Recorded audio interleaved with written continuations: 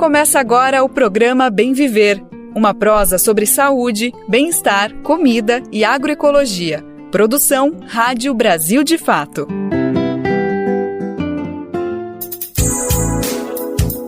Olá, hoje é sexta-feira, dia 22 de março de 2024, mais uma semana chegando ao fim e a gente agradece aqui a sua audiência, sempre você aqui que nos acompanha pelas ondas do rádio ou pela internet aí em qualquer lugar do mundo. Hoje quem apresenta o nosso Bem Viver sou eu, Afonso Bezerra, e é sempre um prazer passar essa uma hora junto com vocês aqui nesse nosso programa. A equipe do Brasil de Fato preparou uma edição com temas super interessantes para a gente prosear.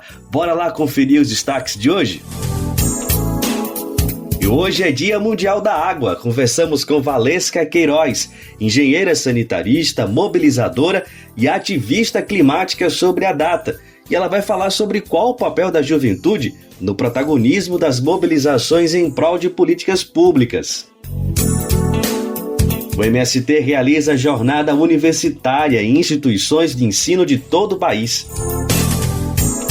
Movimentos populares vão às ruas neste sábado contra a anistia a golpistas e em defesa da democracia. Pesquisa identifica 14 novos sítios arqueológicos no Pará com arte rupestre. Você confere essas e outras notícias a partir de agora. E a gente já começa o programa de hoje com entrevista, chamando o nosso querido Lucas Weber. É com você, Lucas. Vamos começar logo o programa de hoje, então, falando da data de hoje, dia 22 de março, Dia Mundial da Água, uma data cada vez mais urgente. A gente tem acompanhado tudo o que tem acontecido em relação às mudanças climáticas, todos esses efeitos que vêm atingindo de norte a sul do país, seja por enchentes ou por secas, estiagens mais longas do que o normal, que atingem momentos que não eram esperados, esse tipo de fenômeno. Mas, bom, a gente nem precisa fazer esse tipo de projeção para falar sobre a data de hoje, porque, na verdade, o acesso à água já é um problema, já é uma coisa que atinge o Brasil de hoje. Não é toda a população brasileira que tem acesso à água potável. E esse é um dos assuntos que vem sendo tratados na COP. E quando eu falo COP, não é exatamente essa que você está pensando. Na verdade, eu estou falando da COP das Baixadas, um evento organizado pela Juventude Periférica de Belém, por meio de coletivos, movimentos populares, para justamente pautar o que sim deve ser discutido. Aí eu me refiro na COP, na Conferência das Partes para as Mudanças Climáticas da ONU, esse evento que está todo mundo falando, especialmente agora, porque ela vai acontecer ano que vem em Belém, onde está tendo toda justamente essa mobilização por conta da COP das Baixadas. Para falar sobre tudo isso que eu trouxe agora, a gente tem o prazer de receber Valesca Queiroz, ela que é uma das organizadoras da COP da Baixada e também integra a Rede Jandiras, que foi uma das que atua justamente nesse evento, que faz bastante mobilização nesse sentido. A Valesca, ela é engenheira sanitarista e ambiental e também mestranda em cidades inteligentes e sustentáveis. Bom, desde já, Valesca, muito obrigado aí por separar um tempinho para falar com a gente está acompanhando a tua trajetória da Copa das Baixadas, da Rede Jandiras, então a gente tem certeza que você tem muito para agregar, para explicar para a gente o que está acontecendo, que movimento é esse que a Juventude Periférica de Belém está fazendo, que vai pautar com certeza os debates que estão acontecendo no mundo inteiro. Então, muito obrigado pela disponibilidade, viu? Muito obrigada, Lucas. Primeiramente, gostaria de agradecer o convite. A gente se sente muito honrada, então, em nome da Rede Jandiras e da Copa das Baixadas, a gente espera ter uma conversa muito legal hoje e falar sobre algo super importante e fundamental para a vida, que é a água. Com certeza, vai ser ótimo. Bom, Valesca, então vamos por parte. Quero primeiro entender a Rede Jandiras. Tem esse nome lindo, esse nome forte, que tem uma grafia também um pouquinho diferente do que a gente está acostumado. Tem um Y ali no lugar do I. E eu queria te ouvir então um pouquinho a origem da rede, né? Como que se formou esse coletivo e também pode explicar um pouquinho a origem do nome, que às vezes a partir do nome a gente consegue entender até mais do que esse coletivo está propondo. Então, eu gosto muito de contar, né, a história da Rede Jandiras e muita gente também fica aí curioso para saber o que significa esse nome, o que tem a ver com a atuação dessa rede de mulheres. E aí, antes de falar um pouquinho sobre o nome, eu acho importante contar como que surge, né, a Rede Jandiras, que atualmente é uma organização formada por mais de 20 mulheres, né? Mulheres diversas, mulheres com diversas profissões, em sua maioria da periferia de Belém, e que também se classificam como mulheres negras, Então, a gente tem essa importante atuação nesse sentido do gênero, da raça, da interseccionalidade, né, pautando o clima. E aí a Rede Jandirias, ela é uma rede nova, surge em 2021. Inicialmente, nós fomos frutos de uma formação também organizada por mulheres de Belém, né, de uma organização chamada Mandi, que viu que era super importante, né, trazer uma formação voltada para mulheres periféricas, para que elas pudessem protagonizar também o debate climático, falando a partir de suas experiências. Então, inicialmente a gente fez essa formação e como deu muito certo, né, elas nos convidaram a integrar, né, uma rede, essa rede de mulheres chamada Jandiras. E aí a gente topou o desafio, então, e desde 2021 a gente tem trabalhado, né, em Belém, principalmente. E aí o nome Jandiras, né, para quem tem curiosidade, ele é uma adaptação do Jandira, que é originário do Tupi, né, e que significa abelhas de mel. E por que Jandiras? Porque muito mais do que significar isso, né, abelhas de mel, Jandira é nome de mulher. E para quem não sabe, as abelhas são os animais mais suscetíveis às mudanças climáticas. Então, a gente trabalha também no sentido de valorizar ainda mais, de falar ainda mais a importância sobre isso, principalmente porque as mulheres são as pessoas que estão à linha da frente desse enfrentamento. E hoje a nossa atuação, ela se dá nesse sentido do protagonismo e empoderamento feminino, da proteção das defensoras do meio ambiente, das guardiãs dos rios, e muito no sentido também de incidência política para que a gente ocupe espaços de tomada de decisão que historicamente nos excluem. Pronto, tá aí, ó. Realmente esse nome tinha que trazer um significado poderoso que falava por toda a organização e realmente muito, muito bacana saber esse significado, essa, enfim, toda essa adaptação que vocês trouxeram para dialogar exatamente com o que está acontecendo hoje. Bom, e a Jandiras é uma das redes, um dos coletivos que integra a Copa das Baixadas, um evento que já vem acontecendo há alguns anos, se não me engano, é a terceira edição. Você pode me corrigir, Valesca, e aconteceu justamente na semana passada, de forma virtual e também presencial, trazendo pessoas de fora da região norte do país, né, Valesca? Conta um pouquinho como que foi, qual que é o balanço que vocês podem fazer desse evento, que, de certa forma, é um esquenta para a COP que de fato vai acontecer, essa COP da ONU, mas também é um evento independente, né? Um evento que vocês debatem questões que vocês acham importantes, que pretendem levar para de fato para a COP, mas vocês sabem que tem coisas que só vocês têm a percepção, e então eu entendo que tem essa relação, mas também tem esse caminho, esse traçado independente. É mais ou menos por aí, Valesca? É isso mesmo, né? A Rede Jandiras hoje faz parte da coalizão Copo das Baixadas, que nada mais é do que um espaço, um movimento com 18 organizações da Amazônia, que atuam com diversos eixos temáticos e que se uniram com um único propósito, que é fazer uma conferência através da perspectiva periférica. Acho muito legal e interessante contar a história da Copa das Baixadas e como ela surge, né? A Copa das Baixadas surge no coração do Jurunas, que é um bairro periférico aqui de Belém, e é reconhecido também como um ponto de memória viva e de resistência. E esse movimento ele foi impulsionado por dois jovens do território do Jurunas, que é o Jean e a Ruth, que são dois jovens ativistas também e que têm uma atuação muito forte dentro do território. E em 2022, o Jean ele teve a oportunidade de ir para a primeira conferência do clima dele, que foi no Egito, e a partir dessa vivência que ele teve lá, ele começou a entender de forma mais crítica o quanto essas conferências ainda são muito elitizadas e excludentes, são conferências que não são feitas para a gente, e que a maioria das tomadas de decisão lá impactam diretamente no nosso território, mas não consideram a nossa perspectiva nessa tomada de decisão. Então, ele voltou muito inspirado, né, principalmente no sentido de entender que a COP ela exclui os nossos territórios nos debates globais. Então, a partir disso, cria-se essa ideia da gente fazer a conferência inicialmente era a conferência da Baixada, porque ia ser só no Jurunas, que era o bairro deles, mas eles entenderam que isso era um projeto de grande alcance. Então, eles pensaram para além disso, e aí se torna a COP das Baixadas, das periferias de Belém. E isso se materializa a primeira edição, Em 2023, ano passado, no mês de fevereiro, né, essa primeira edição, ela, ela seguiu esse formato híbrido, entendendo que teriam pessoas de fora também que queriam participar, e a gente fez um evento, a gente não fala evento, na verdade, a gente fala envolvimento, a gente fez um envolvimento de 3 dias da população, com 2 dias virtuais e um dia presencial na usina dos Jurunas da Terra, na usina da Paz dos Jurunas, que é também um espaço voltado para que a população esteja presente.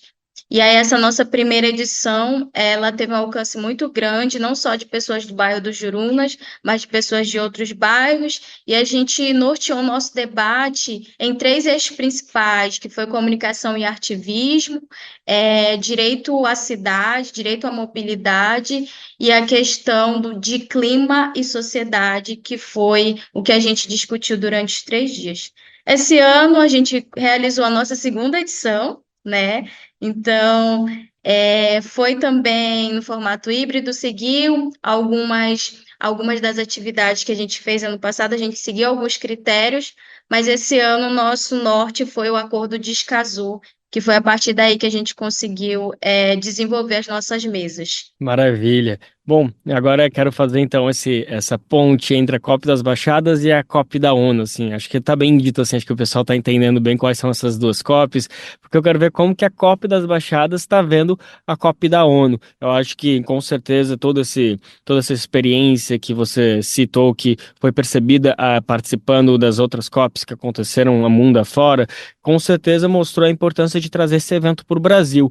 Mas só isso é o bastante? Você acha que só de trazer para Belém, para o meio da Amazônia, para uma metrópole no meio da Amazônia, já é o bastante para o debate entrar de fato onde precisa, para atender a demanda da população que de fato está sendo atingida nesse momento pelas mudanças climáticas? Já é o bastante ou vocês sentem que ainda tem uma escadinha que precisa ser encurtada, que precisa ser destituída, na verdade, para que de fato a COP da ONU se transforme na COP das Baixadas? Então, nosso grande anseio, desde que Belém foi anunciada como a sede da COP30, foi justamente entender como ela seria construída, entendendo que todos os caminhos que eles querem construir até a COP já são realizados há muito tempo, principalmente pelos movimentos sociais. Então, isso que eles querem construir hoje, a gente já faz há muito tempo. E aí, a nossa grande perspectiva para a COP30 é fazer com que a população ela se sinta inserida no debate climático, porque a gente sabe que esse debate ele não chega até os territórios periféricos, então a gente tem uma responsabilidade muito grande, enquanto COP das Baixadas também, de trazer o acesso à informação, principalmente a transparência do que está acontecendo na cidade, e que muitas vezes fica ali limitada a um determinado espaço que é tomado por governantes ou secretarias e que eles não fazem aquela informação sair de lá. A gente tem uma grande preocupação, principalmente com o legado que a COP vai deixar para a população belenense. Porque o que a gente tem visto é que a COP tem sido comunicada como a COP da participação popular. Em Belém, isso tem sido comunicada e para o mundo também. Mas até que ponto e de fato eles estão envolvendo a população nesse sentido. Então a COP das Baixadas ela vem também, ela nasce e ela se desenvolve nessa proposta de mudar, virar essa chave de como as grandes conferências são realizadas e que não nos consideram, né, nesse processo de construção desde o seu início. Então a gente está mirando, né, na construção de uma COP onde as periferias elas não sejam apenas ouvidas, mas que sejam fundamentais na formulação de políticas e práticas socioambientais. Então, a COP das Baixadas não é apenas um chamado ao envolvimento, ela é uma série de encontros com a população. É um movimento em prol da justiça climática, porque a gente entende que para falar de justiça climática, a gente precisa criar mecanismos e ferramentas para que isso aconteça. E para que isso de fato aconteça, é preciso estar enraizado na realidade das comunidades de Belém, que são impactadas, as populações mais vulneráveis são as mais impactadas e as que menos contribuem. E quando a gente fala do contexto amazônico, a gente está falando de uma região sociobiodiversa, a gente está falando de uma região que a gente precisa considerar as comunidades indígenas, quilombolas, ribeirinhas, as comunidades negras dessa Amazônia urbana. Então, a gente está munindo a população de informação, a gente está informando a população sobre o que de fato é uma conferência mundial, porque muita gente ainda se encontra nessa curiosidade, também nessa dúvida, o que é COP? Copa que vai chegar em Belém? É Copa? Então, a gente tem preparado esse caminho no sentido de ouvir a população, fazer uma escutativa que muitas vezes os próprios governantes da nossa cidade não fazem. E é por isso que as nossas políticas, elas não são efetivas. Então, a gente tem colocado a população no centro do debate, protagonizando a sua história, contando a sua história e fazendo com que as pessoas que vêm para a COP tenham um olhar diferente sobre nós, que não parta de fora para dentro, mas de dentro para fora a partir das nossas perspectivas. Então, até a COP30, a gente espera criar um caminho que seja justo de fato, que seja informativo, que as pessoas tenham a oportunidade de estar nesse espaço, já que ele vai ser sediado no nosso território, mas muito mais do que isso, que a gente prepare uma população para dizer: eu preciso estar nesse lugar, eu preciso representar minha comunidade. E muito mais do que isso, eu tenho sim a possibilidade de cobrar e de falar sobre mudanças climáticas a partir do meu cotidiano. E aí a gente tem trabalhado com isso, de criar uma rede, fortalecer os movimentos que estão aqui, principalmente porque muitos deles são invisibilizados e a gente acredita na força disso até a COP30, para que ela deixe um legado não somente de infraestrutura, mas de qualidade de vida para a população e que a nossa cidade ela não se torne um território resiliente somente pela COP, mas para as pessoas que estão aqui.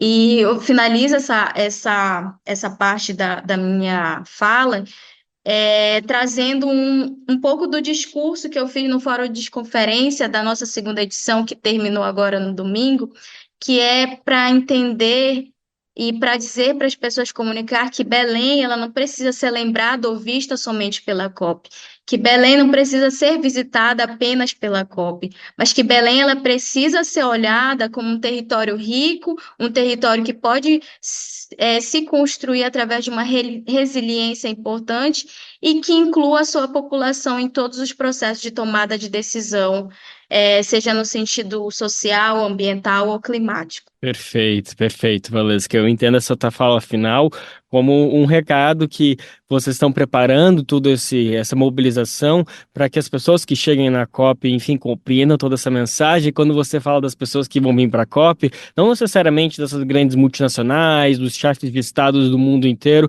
mas também dos brasileiros e brasileiras que possam chegar em Belém e de fato conhecer o que está acontecendo nessa cidade.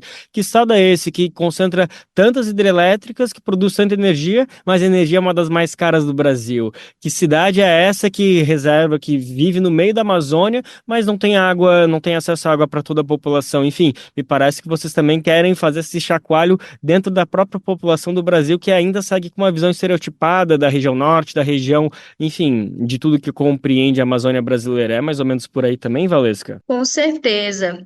Tem uma coisa que a gente traz dentro dos nossos debates, que é justamente o conhecimento e o intercâmbio entre territórios, que é para a gente entender de fato a realidade a partir da perspectiva de quem vive, não desse olhar que eu tenho de fora ou do que eu ouço falar. Então, a nossa grande mensagem, o ponto principal que a gente quer comunicar às pessoas, não só que vêm de fora, mas daqui do Brasil, que existe uma Amazônia e que essa Amazônia ela precisa ser respeitada e que essa COP que vai ser feita aqui, ela vai ser de acordo com a nossa realidade, né?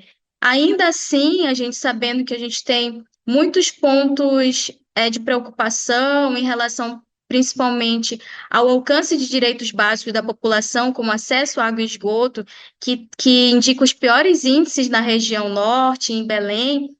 A gente também entende que a COP ela é uma oportunidade da gente falar para as pessoas e dizer que a gente consegue contar a nossa história e que ninguém precisa falar por nós. Então, esse é um dos recados que a gente deixa, para que as pessoas também olhem para a gente como um espaço resiliente, como um espaço que gera ciência, que tem especialistas, que tem pessoas que falam sobre clima e que são referências, sim, e que isso não precisa partir de fora. Então, a gente quer muito que a população e o nosso território ele seja visto de outra forma, né? Da forma como nós vemos, e que somos nós, né? Os que mais defendem esse território. Então, não tem como fazer nada sem que nos inclua, ou sem que nos considere, ou sem que nos comunique. Então, eu acho que esse vai ser um ponto muito importante, vai ser uma experiência muito importante, as pessoas virem de fora, conhecer a realidade da nossa região e entender a potência que existe aqui, a riqueza que existe aqui, e que essa visão estereotipada ela seja mudada a partir das nossas narrativas e das nossas perspectivas. E é isso, vamos estar acompanhando todos os passos aí da Rede Jandiras, da COP das Baixadas. Aqui o Brasil de fato vai estar tentando estreitar cada vez mais esses laços para a gente poder agir nessa comunicação tão importante com o Brasil e com o mundo inteiro. Bom, Valesca, tem muita coisa para falar, mas eu acho que a gente conseguiu dar conta de falar das importâncias, de como a gente precisa olhar para esse dia 22 de março, Dia Mundial da Água, de que maneira a gente precisa encarar essa data, né? Então, te agradeço mais uma vez a disponibilidade, foi ótimo conversar contigo. Muito obrigada, agradeço também o convite a todos que estão nos acompanhando. Espero que a gente faça com que esses debates, cada vez mais, eles alcancem os territórios periféricos, independente de onde você esteja, para que, de fato, a gente consiga mudar essa perspectiva e esse cenário que hoje exclui essas populações e que tira elas desse debate no qual elas precisam estar e protagonizar.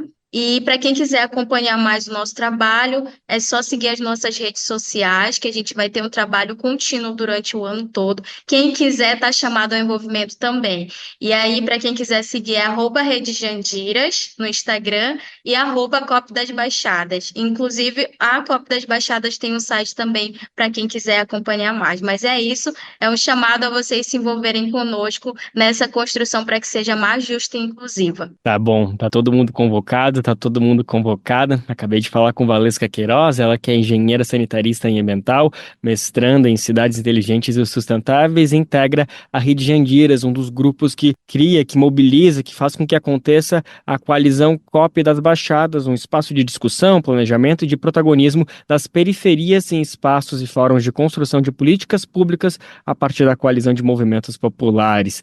A rede atua especificamente em Belém, que vai ser o local onde vai acontecer a COP30 no ano que vem.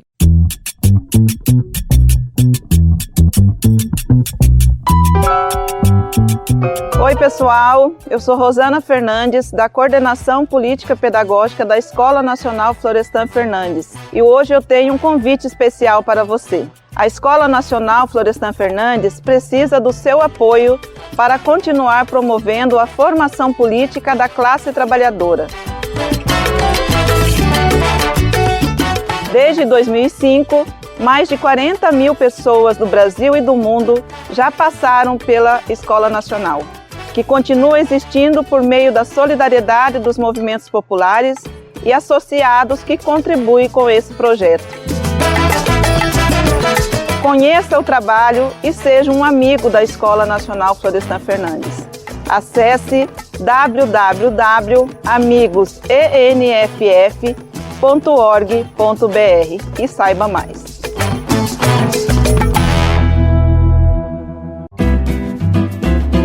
Programa Bem Viver, sua edição diária sobre saúde, bem-estar, comida e agroecologia.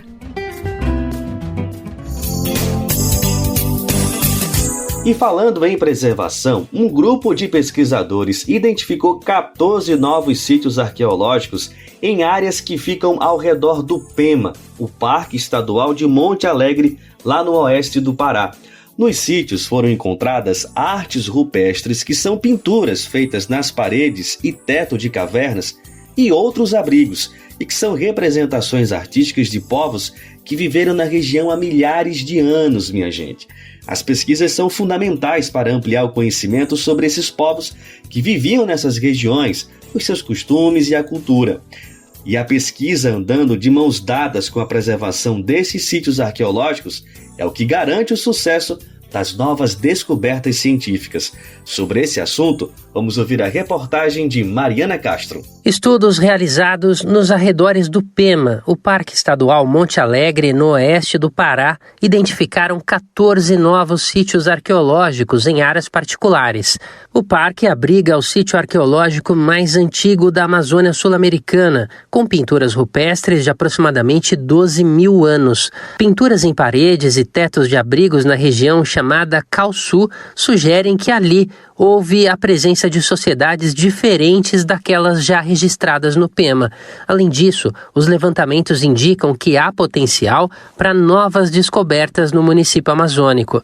A pesquisadora do Museu Paraense Emílio Goeldi, Edith Pereira, afirma que há diferenças significativas entre os achados de dentro e de fora do parque. As pinturas que tem lá são muito diferentes das pinturas que tem nessa unidade de conservação, num espaço geográfico relativamente pequeno, talvez não chega nem a 60 quilômetros, né? Eu diria até menos, entre uma área e outra em linha reta. Edith atua na área de Monte Alegre desde 1989, antes de a região virar um parque estadual. Desde 2022, ela coordena também pesquisas fora da unidade de conservação. Estão sendo realizados estudos para o levantamento de dados sobre os povos responsáveis pelas pinturas rupestres. O próximo passo da equipe, em maio, é fazer escavações em áreas próximas à região. Os pesquisadores afirmam que as pinturas não estão no provável local de moradia desses povos. Os estudos apontam ainda para a importância da preservação na região, ameaçada pelo avanço de processos de exploração dos recursos naturais. Entre eles, as queimadas para a implantação de pastos, como explica a pesquisadora Edith Pereira. Uma parte dessa área é um grande pedral, que é onde estão as pinturas, mas tem a área de mato, né, e que as pessoas queimam para fazer pasto ou para fazer seus cultivos. E com isso acaba destruindo os sítios. Após a descoberta, a artista plástica e empresária Marcela Soares adquiriu 2 dos lotes com sítios arqueológicos e realizou um financiamento para a continuidade das pesquisas. Edith Pereira afirma que esse pode ser um feito inédito na Amazônia e talvez no Brasil. Isso sim é inusitado, né? É inusitado na Amazônia e é inusitado, eu acredito, no Brasil, né? Uma pessoa que resolveu investir com recursos próprios numa pesquisa, e mais que isso, né, quando ela conheceu o lugar e ela viu as ameaças que estavam colocando em risco os sítios, ela comprou 2 lotes de terreno, né, com a ideia de preservar o sítio. E com os recursos que ela forneceu para a gente, nós estamos fazendo pesquisa nesses sítios. Os estudos seguem também com o apoio do CNPq, o Conselho Nacional de Desenvolvimento Científico e Tecnológico. Da Rádio Brasil de Fato, com reportagem de Mariana Castro em Belém, no Pará. Locução, Douglas Matos. E os 60 anos do golpe empresarial militar no Brasil se aproximam com sensação de panos quentes, né? O presidente Lula adotando um tom mais ameno, moderado e, inclusive, vetando o evento sobre o tema planejado pelo Ministério dos Direitos Humanos. Para falar sobre essas e outras questões, nós conversamos com o historiador César Novelli Rodrigues. Ele é membro do Núcleo de Preservação da Memória Política. Quem conversou com ele foi a nossa repórter Gabriela Moncal, do Brasil de Fato. Professor, nesse marco dos 60 anos do golpe militar do Brasil, a impressão que dá é que é dada menos importância a esse tema do que em outros países latino-americanos. Por que esse tema é visto como tabu, ou superado, ou pouco pautado no debate público brasileiro? Aqui no Brasil a gente teve a Lei de Anistia de 79, e essa lei de anistia, ela anistiava os crimes políticos. Só que essa lei de anistia, essa anistia dos crimes políticos, eles entenderam que mesmo aqueles agentes do Estado que cometeram atrocidades, que cometeram assassinatos, deveriam ser anistiados também. Foi um tremendo erro, né? Então essa falta de punibilidade lá atrás, ela gerou tudo isso que a gente está vendo hoje. E a própria falta de uma justiça de transição no país, e nós já vimos isso acontecer em diversos outros países, inclusive a África do Sul passou por sua justiça de transição, ela impede que aqui no Brasil a gente caminhe como os outros países que condenaram, né, os seus agentes de Estado, condenaram aqueles que cometeram crimes bárbaros. Eu acho que uma série de fatores levaram a essa falta de interesse no país, no Brasil hoje, quando a gente está uma efeméride como essa, que são 60 anos do golpe de 64. Essa falta mesmo de punição aos agentes do Estado que cometeram essas atrocidades, eu acho que é fundamental para a gente entender por que hoje a gente não se fala tanto aqui no Brasil sobre um período como aquele. O presidente Lula vetou eventos do próprio governo federal em alusão aos 60 anos do golpe. Numa entrevista, ele chegou a dizer que a ditadura já faz parte da história e que ele não ficaria remoendo, mas tocaria o país para frente. Como que você vê isso? Eu acho que faz parte desse jogo político, né, dessa frente ampla. Mas o Lula também sempre foi um personagem que ele, por exemplo, nunca recebeu familiares de mortos e desaparecidos. Nas 2 gestões anteriores e nesta agora. Não dá para entender isso, por que o Lula, digamos, tem essa atitude, e quando ele vai para a Argentina, ele visita as mães de maio lá, as abuelas da Praça de Maio. Então, o Lula é um personagem, digamos assim, incoerente em muitas questões, né? E essa, com a questão da ditadura, é uma delas, até porque ele foi atingido. Ele foi preso durante a ditadura. Ele passou por um julgamento nas auditorias militares. E ele é fruto da história que ele construiu enquanto líder sindical. Então, como é que ele fala para não remoer o passado, sendo que ele também é fruto de um passado? E ele construiu com muita força, inclusive, né? Com muita... Mas não dá para entender o Lula a não ser por esse jogo político que é feito neste momento de uma frente ampla em que ele pretende pacificar o país. Eu acho que ele está muito numa função de querer entrar para a história como um presidente que conseguiu acabar com uma pseudo-polarização, né? Quem é historiador sabe que a polarização sempre existiu e vai continuar existindo. Então eu acho que o Lula ele foi infeliz na fala dele de remoer o passado. Isso desagradou muitas pessoas que até hoje buscam por mortos e desaparecidos, né? E aí vai na mesma linha, por exemplo, de uma fala, claro, guardadas as proporções, né? Mas de um Bolsonaro quando há muitos anos atrás perguntavam para ele o que ele achava dessas pessoas que buscam pelos corpos dos desaparecidos. Ele fala, quem gosta de procurar osso é cachorro. Então, não chegou a esse ponto a fala do Lula, mas ela foi muito desrespeitosa com muitas pessoas que continuam procurando por seus filhos, pais, parentes. Então, eu acho que foi uma fala extremamente desrespeitosa e fora de um contexto de conhecimento histórico. Você comentou que os movimentos que trabalham com esse tema têm conseguido vincular mais o passado com o presente. De que forma que isso acontece, inclusive do ponto de vista da continuidade da violência do Estado nesse regime democrático? O Sérgio Buarque de Holanda, ele trata num livro dele sobre o conceito do homem cordial, né? E a gente tende a achar que o Brasil é um país pacífico por natureza, por nunca ter entrado numa guerra específica e tal. Mas se você for a fundo, um pouco mais na história do Brasil, nem muito a fundo, você vai ver que o Brasil é permeado de violência. E essa violência permanece até hoje. E a gente não enfrenta esse tipo de violência como a grande maioria de intelectuais, pensadores, pesquisadores, analistas entendem, né? Que é justamente na raiz do problema. E a raiz do problema é políticas públicas, punição a quem cometeu crimes, são uma série de fatores que a gente poderia, digamos, construir para que muitas dessas coisas não continuassem acontecendo. Então, quando a gente fala que a ditadura ela reverbera no presente, é porque a gente sabe que durante a ditadura foram, por exemplo, criados os padrões da morte. Então, a polícia, por exemplo, de São Paulo, como a polícia de outros lugares do país, são as polícias que mais matam no mundo. Quando a gente exige uma câmera corporal, é para que justamente a gente tenha um pouco mais de segurança, tanto para a população, mas para o próprio policial. Porque a gente também não vai generalizar, dizer que todo policial é assassino, é matador, mas ao mesmo tempo a gente precisa construir de uma certa maneira uma política pública para que a gente possa defender tanto o policial que faz o seu trabalho corretamente, quanto punir aquele policial que foi atingido por uma lavagem cerebral dentro da corporação, para entender que uma pessoa negra caminhando na rua é muito mais perigosa do que uma pessoa branca. Esse tipo de filosofia, infelizmente, ela existe dentro das corporações, continua existindo, e a gente, de uma certa maneira, precisa trabalhar para que isso cesse, né? Você faz parte da organização da Caminhada do Silêncio, que na primeira edição reuniu 10 mil pessoas em São Paulo, em 2019. Depois veio a pandemia e na volta para o ato presencial em 2022 e 2023, não chegou nesse mesmo público. A que você atribui isso e o que vocês esperam para o protesto que está marcado para esse próximo 31 de março? Bom, 2019 foi o primeiro ano do governo Bolsonaro. Então, se falava muito... eu lembro da campanha do governo Bolsonaro, se falava muito de uma volta à ditadura, de uma volta aos militares no poder, de uma volta das Forças Armadas. Então, eu acredito que ali em março, ainda 3 meses do início de um governo Bolsonaro, as pessoas estavam muito ainda reverberando tudo isso.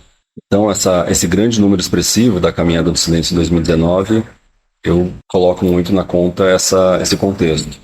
Em 2022 e 2023 a gente não teve um público maciço porque eu acho que a gente estava no final de um governo Bolsonaro, início de um governo Lula, né? E eu acho que as pessoas não deram tanta importância à temática da ditadura, assim como não estão dando tanta importância nesse momento. E aí tem uma série de fatores, como jornalismo, escolas, enfim, a gente não toca tanto nesse assunto.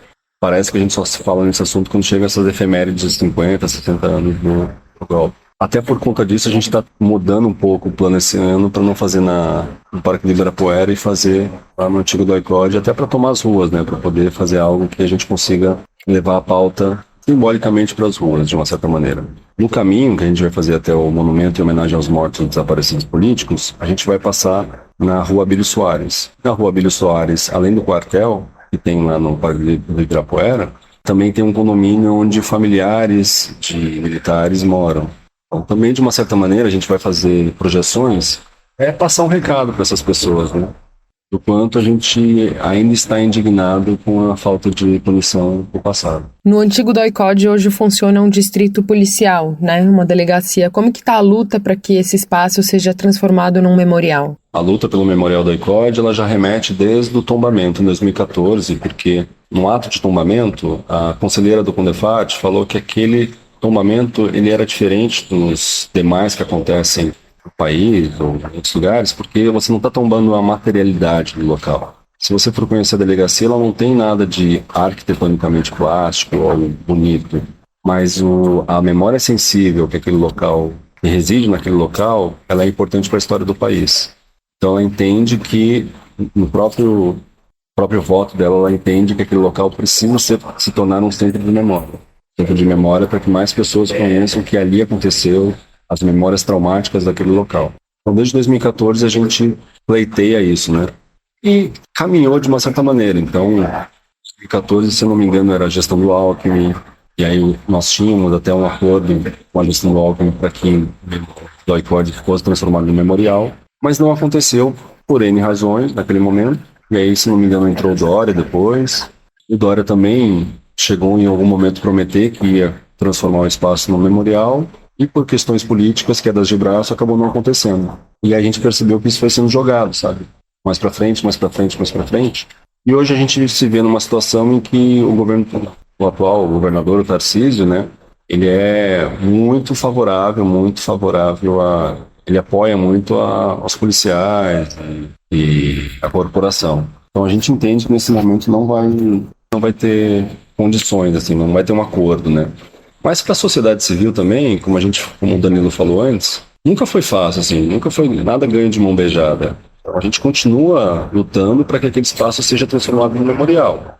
Independente se isso vai acontecer agora, a gente sabe que no futuro isso certamente vai acontecer. A gente tem muitas entidades trabalhando junto nesse GT do ICOD, que é um grupo de trabalho do ICOD.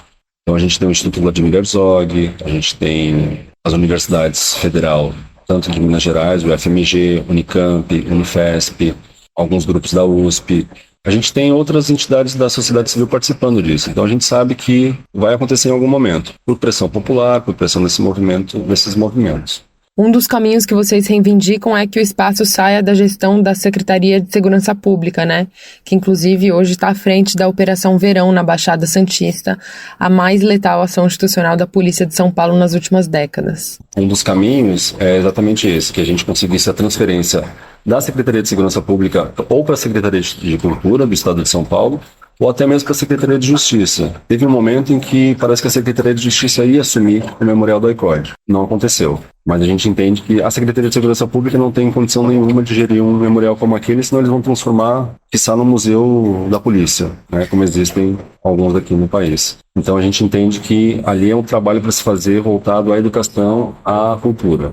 E aí uma outra possibilidade, que está sendo até pleiteada no momento, é talvez transferir a gestão daquele espaço para a Universidade Federal, que seria a Unifesp. O Ministério Público também está conversando e está caminhando isso, mas a gente também não sabe se isso vai ser, de fato, se concretizar ou não. Então são muitas as frentes. Você acompanhou a entrevista com o historiador César Novelli Rodrigues, membro do Núcleo de Preservação da Memória Política, sobre os 60 anos do golpe empresarial militar no país. De São Paulo, da Rádio Brasil de Fato, Gabriela Moncal. A ABJD é a Associação Brasileira de Juristas pela Democracia. Defende o Estado democrático de direito, a presunção de inocência, o devido processo legal e o acesso à justiça. A ABJD é a única organização do Brasil que reúne todas as categorias de juristas. Do estudante à juíza, da servidora do sistema de justiça ao defensor público. Juristas democráticos são essenciais para evitar retrocessos e avançar nos direitos e garantias. Faça parte da ABJD. Entre no site e associe-se a abjd.org.br.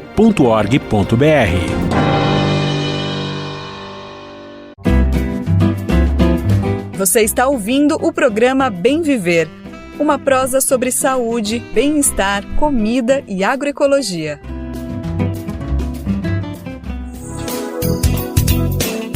Olha, os movimentos populares estão convocando para este sábado, dia 23 de março, diversas manifestações em todo o país em defesa da democracia. As mobilizações também giram em torno dos 60 anos do golpe militar. Os atos pretendem homenagear as vítimas da ditadura e exigir que não seja concedida anistia aos golpistas. Outra pauta que está sendo levantada para os atos deste sábado é o fim do massacre de civis palestinos na faixa de Gaza. A reportagem é da redação do Brasil de Fato no Rio de Janeiro, com locução de Denise Salomão. Manifestantes vão às ruas em todas as regiões do país neste sábado para diversos atos em defesa da democracia, contra a anistia para golpistas e pelo fim do massacre em Gaza. Às vésperas dos 60 anos do golpe que deu início à ditadura militar no país, em 1964, as manifestações vão dizer ditadura nunca mais. A iniciativa é organizada pela Frente Brasil Popular, pela Frente Povo Sem Medo, pelas principais centrais sindicais e por partidos progressistas. Serão lembradas as vítimas da ditadura que comandou o país por mais de 20 anos, com ao menos 434 mortes confirmadas nas mãos do regime. Além disso, foram milhares de casos confirmados de tortura. Os atos ainda marcam posição contra os movimentos de extrema-direita que se organizam no Brasil em defesa de mais autoritarismo. A ideia é denunciar, mais uma vez, violações de direitos humanos que têm acontecido fora do país, como o massacre cometido pelo Estado de Israel contra o povo palestino. Em Florianópolis, a mobilização começa já na sexta, às 4 horas da tarde, em frente à Cátedra. Além das mobilizações no Brasil, está marcado um ato em Lisboa, Portugal, onde os manifestantes se reúnem na Praça Luís de Camões. A lista de manifestações confirmadas por região em todo o Brasil está disponível na versão online desta reportagem no site do Brasil de Fato. O endereço é www.brasildefato.com.br. De Belém, da Rádio Brasil de Fato, locução Denise Salomão. E a gente fala agora de justiça. Justiça para os trabalhadores mortos em 2019, no caso que ficou conhecido como a Chacina de Baião.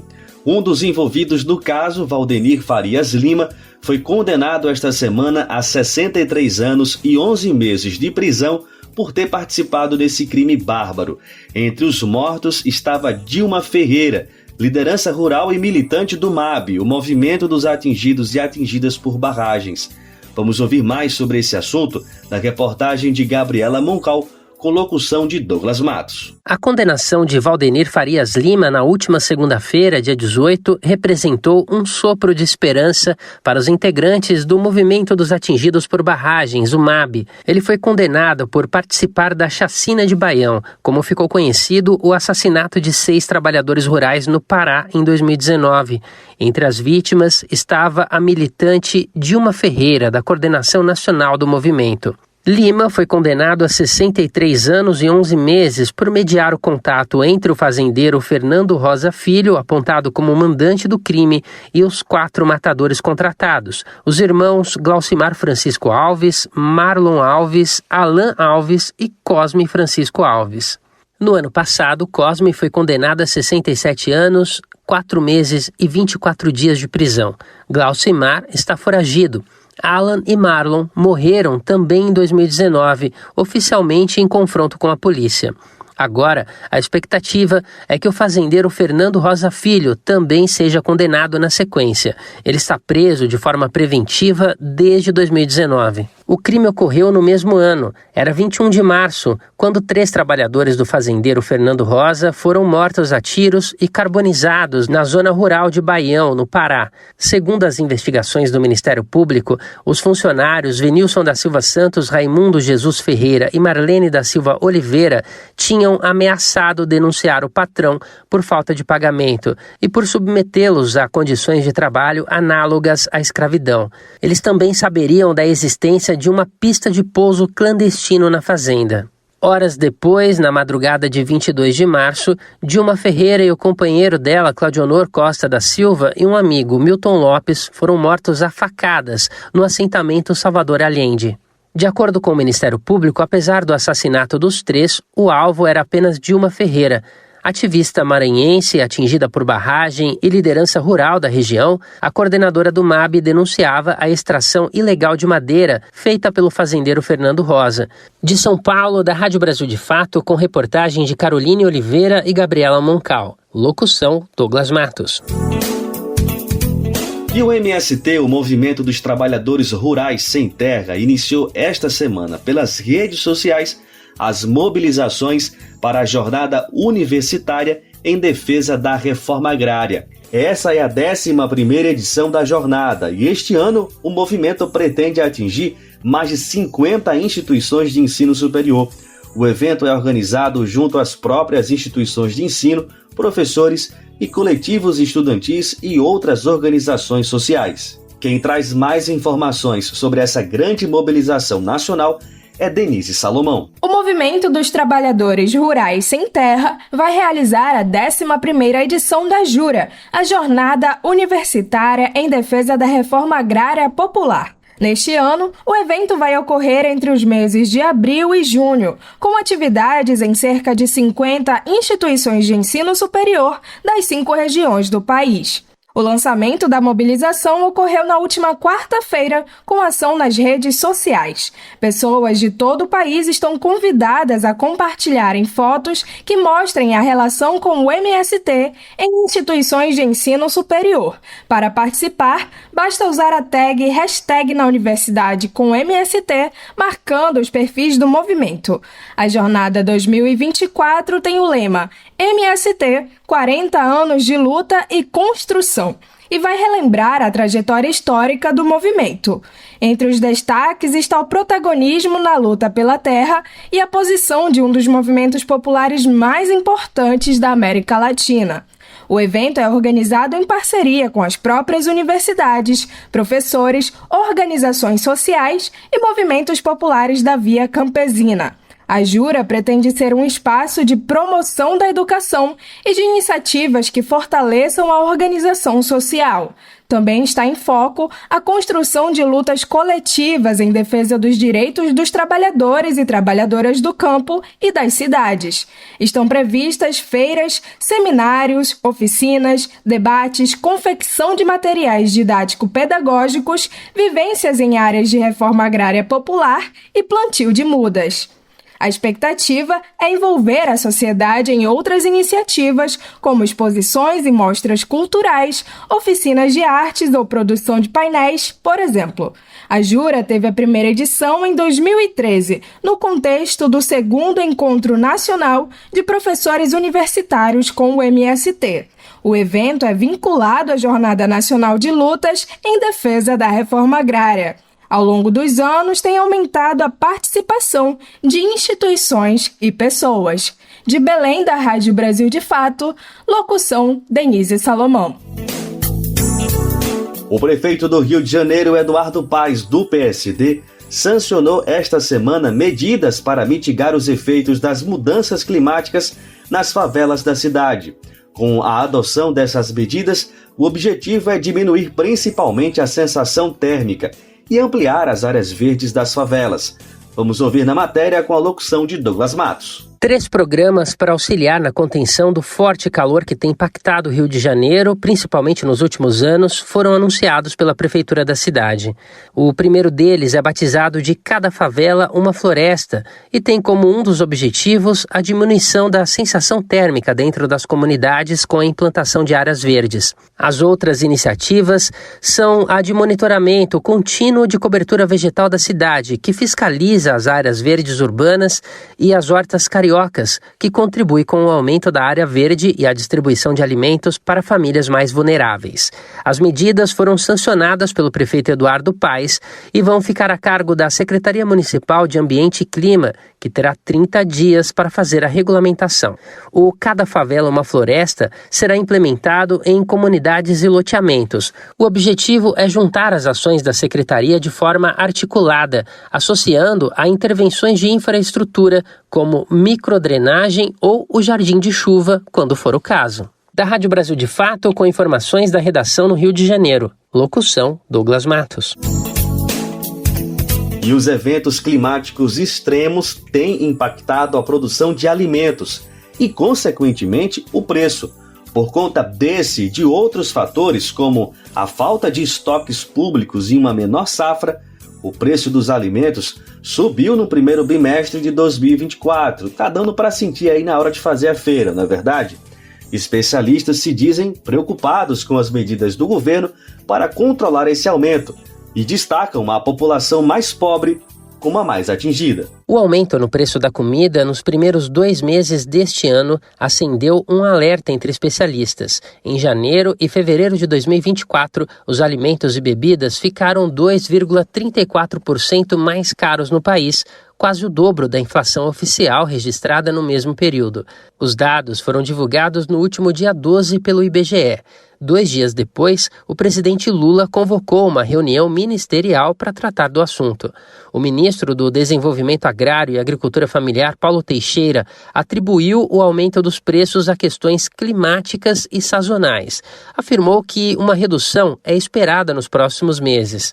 Mas, para o economista André Roncalha, professor da Universidade Federal de São Paulo, a Unifesp, a queda não é tão garantida quanto estima o governo. Até porque, segundo ele, a própria gestão federal não tem investido em ações que poderiam assegurar preços razoáveis aos alimentos. Então é algo que o governo realmente tem que olhar com bastante cuidado. Eu acho que não está tendo muita observância assim, com a questão dos estoques reguladores, como que o governo pode aliviar ou suavizar, né, esse processo. Os estoques reguladores são compostos por alimentos comprados pelo governo na baixa de preços para que sejam liberados ao mercado justamente quando esses preços sobem. É uma forma de controlar altas em períodos críticos. O governo do ex-presidente Bolsonaro extinguiu essa política e praticamente acabou com os estoques públicos. Não por acaso, em 2022, último ano da gestão, os alimentos aumentaram 11,64%, mais que o dobro da inflação oficial.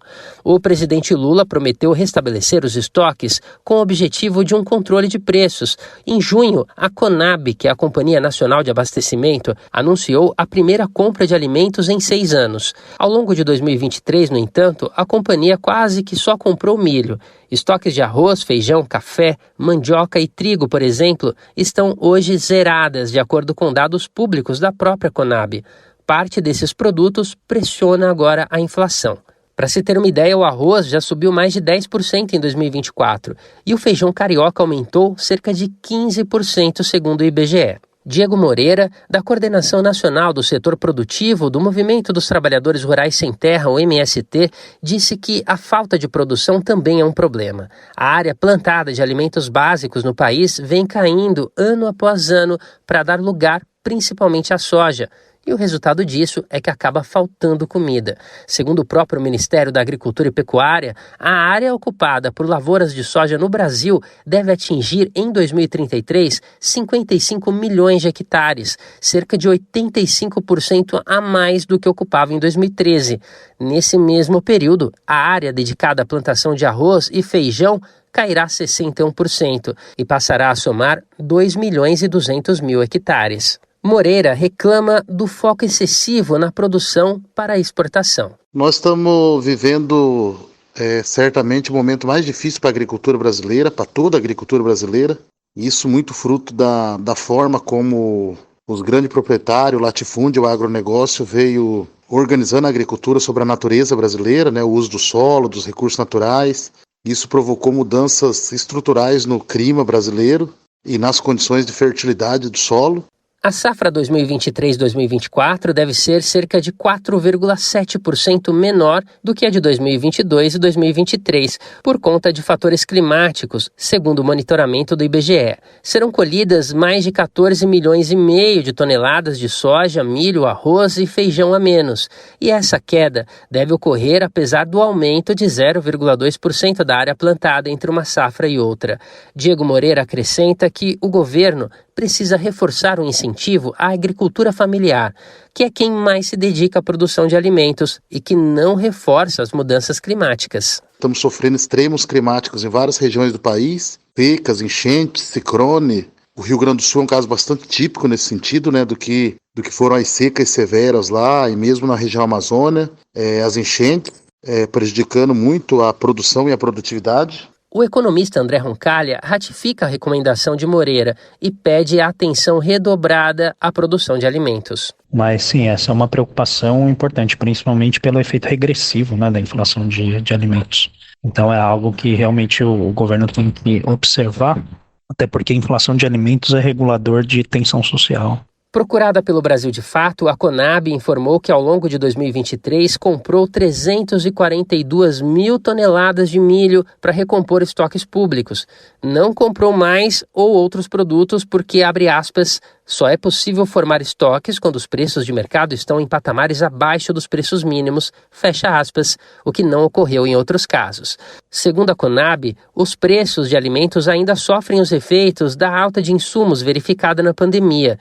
A companhia acrescentou que, abre aspas, tem buscado apoiar o produtor rural, incentivando a produção a partir de preços mínimos encorajadores, fecha aspas. Além disso, de acordo com a companhia, as aquisições no âmbito do PAA, o Programa de Aquisição de Alimentos, têm sido uma das principais ferramentas. O Ministério da Agricultura e Pecuária também foi procurado, mas não se pronunciou. O ministro Carlos Fávaro, que esteve na reunião com Lula, reforçou que espera uma redução dos preços dos alimentos a partir do mês de abril. Segundo ele, o governo prepara medidas para que o Plano Safra priorize a produção de alimentos. Esse plano, voltado ao agronegócio, tem recursos de 364 bilhões de reais.